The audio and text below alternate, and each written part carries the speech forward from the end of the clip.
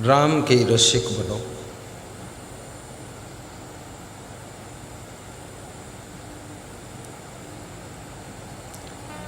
गुरु के रसिक बनो। जब तुम राम के रसिक बनते हो तब तुम गुरु के रसिक भी बन जाते हो, और गुरु के रसिक जब बनते हो तब तुम संपूर्ण अपने राष्ट्र के भी रसिक बन जाते हो। राष्ट्र प्रेमी, राम प्रेमी, गुरु प्रेमी, देश प्रेमी, राष्ट्र प्रेमी हो। राष्ट्र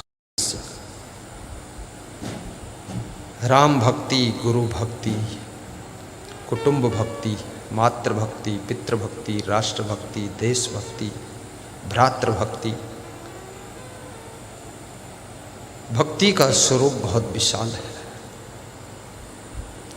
कुटुंब के भी प्रेमी बनो, अपने परिवार में भी प्रेम से रहो। माता पिता की सेवा केवल पानी पिलाकर नहीं होती है, माता पिता का यश बढ़ाने से भी उनकी सेवा होती है। एक बार एक बुजुर्ग व्यक्ति ट्रेन में आ रहा था। लोग उसके बेटे का नाम ले रहे थे। थोड़ी देर वो सुनता रहा, फिर उसने कहा, जिनका नाम ले रहे हो उनका मैं पिताजी हूँ। तो सब लोग उनके पैर छूने लगे और पूछने लगे, अच्छा तुम असंग साहिब के पिताजी हो? बोले हाँ, मैं उनका पिता हूँ। बोले पिता का पता ही नहीं है? तो बोले जिनका नाम ले रहे हो वो मेरे पुत्र हैं। सबने उनका स्वागत किया। फिर उन्होंने आकर मुझसे बताया कि आपने इतना सम्मान बढ़ा दिया है कि ट्रेन में भी हमारा आदर हुआ है। ये बहुत बड़ी सेवा है। उनके आँखों में आंसू आ गए, आँखें डबडबा गई, नयन भर गए। आहा, धन्य हो। मैंने कहा, महान हो आप, जो मुझको ऐसे आपने संस्कार दिए, आपने मेरे जीवन को कृतार्थ कर दिया, धन्य हो। वे बोले कि आपने मेरे जीवन को कृतार्थ किया है। माता पिता की सेवा कई प्रकार से होती है। उनके नाम को रोशन करना, उनकी सुगंध फैलाना, उनकी ख्याति जन जन में पहुंचाना, उनका गौरव ऊंचा करना, उनका सम्मान बढ़ाना, ये सेवा बहुत बड़ी सेवा है।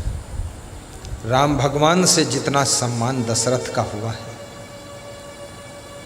सोचो दशरथ जी के द्वारा भी दशरथ का सम्मान इतना नहीं हुआ है जितना राम जैसे पुत्र के कारण पिता श्री दशरथ का सम्मान हुआ है। याद रखना, जब बेटा महान बनता है तो माँ बाप का सम्मान बढ़ता है। जब शिष्य महान बनता है तो गुरु और गुरु भाइयों का सम्मान बढ़ता है। इसलिए हर गुरु को अपने शिष्य पर कृपा रखनी चाहिए और शिष्य को महान बनना चाहिए, लोभी नहीं। कितने शिष्य होते हैं तो उनका लक्ष्य गुरु को पाना नहीं है, उनका उद्देश्य गुरु की कृपा को प्राप्त करना नहीं है, उनका उद्देश्य है गुरु के आश्रम को प्राप्त करना, गुरु की दौलत को प्राप्त करना। ऐसे शिष्य नहीं होते हैं, वे अंततः शत्रु बन जाते हैं और अपने गुरु का विसर्जन भी कर देते हैं, गणेश विसर्जन जैसे होता है। इसलिए ऐसे शिष्य शत्रु होते हैं। लालच मत करो, न गद्दी का लालच, न धन का लालच, न पद का लालच। सबसे बड़ी गद्दी वैराग्य की गद्दी है, त्याग की गद्दी है, ब्रह्मचर्य की गद्दी है, श्रद्धा भक्ति की गद्दी है, सदाचार सद्गुण की गद्दी है, तपस्या की गद्दी है, जिस गद्दी में कोई भी खींचा खींची नहीं है। बाकी दुनिया की जितनी गद्दी हैं वो इतनी रद्दी है कि उनमें बहुत खींचा खींची है, और उसमें फंस जाओ तो तुम्हारी भी भद्दी है। इसलिए गद्दी के चक्कर में मत पड़ो। गुरु से वैराग्य का आशीर्वाद लो। जब गुरु से मांगो बस यही मांगो हाथ जोड़कर, हे गुरुदेव ज्ञान दो, भक्ति दो, वैराग्य दो, शांति दो, यश दो, कीर्ति दो, प्रेम दो, महान बना दो, बस और कुछ नहीं चाहिए। न धन चाहिए ना भवन चाहिए, न धन चाहिए ना भवन चाहिए, मुझे तो केवल, मुझे तो है गुरुवर तेरे चरण चाहिए।